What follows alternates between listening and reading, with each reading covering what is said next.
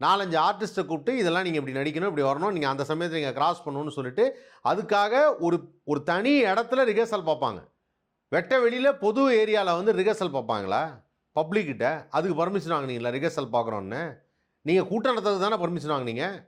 அதுக்கு எதுவும் பர்மிஷன் வாங்கலை. எதுக்கு இது மாதிரிலாம் முட்டு கொடுத்து பேசுறீங்க? ராஜ்மோகனுக்கு ஒரு சராசரி அறிவு நிறைய இருக்குன்னு நினச்சேன். ஆனால் இது பேசுனதுக்கப்புறம் சுத்தமாக ஒன்றுமே இல்லை அப்படிங்கிறது தெரியுது. ஓரளவுக்கு முட்டு கொடுக்கலாம், ஆனால் இவ்வளோலாம் முட்டு கொடுக்க முடியாது. இல்லை நாங்கள்லாம் அதை அப்படியெல்லாம் ஒன்றும் பண்ணல, அதெல்லாம் ஒரு ஒத்திகைக்கு தான் எடுத்தோம். மற்றபடி வந்து இந்த கூட்டத்தில் நாங்கள் செல்ஃபி தான் எடுத்தோமே தவிர அப்படின்னு இருக்காரு. செல்ஃபியா? செல்ஃபி எடுக்கிறதுக்கு எதுக்கு அவ்வளோ பெரிய கூட்டம்?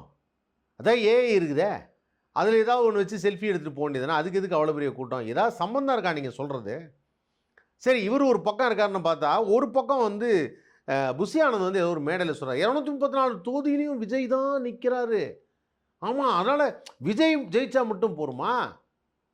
விஜய் வந்து ஒரு 4 தொகுதியில் நின்று ஜெயிக்கலாம். மிச்ச தொகுதியிலலாம் அவங்க தொண்டர்கள் எல்லாரும் வந்து நின்று ஜெயிச்சு நம்ம அரசாங்கத்தை வந்து கைப்பற்றணும் அப்படின்னு சொல்கிறாரு. முதல்ல அவருக்கு வந்து சட்டம் தெரியுமா? 4 தொகுதியில் நிற்கவே முடியாது. 2 தொகுதியில் தான் அட் அ டைமில் நிற்கலாம். இது வரைக்கும் யாராவது 4 தொகுதியில் நின்று கேள்விப்பட்டிருக்கீங்களா? ஏதாவது ஒன்று புரிஞ்சு தான் பேசுகிறாங்களா அவங்க?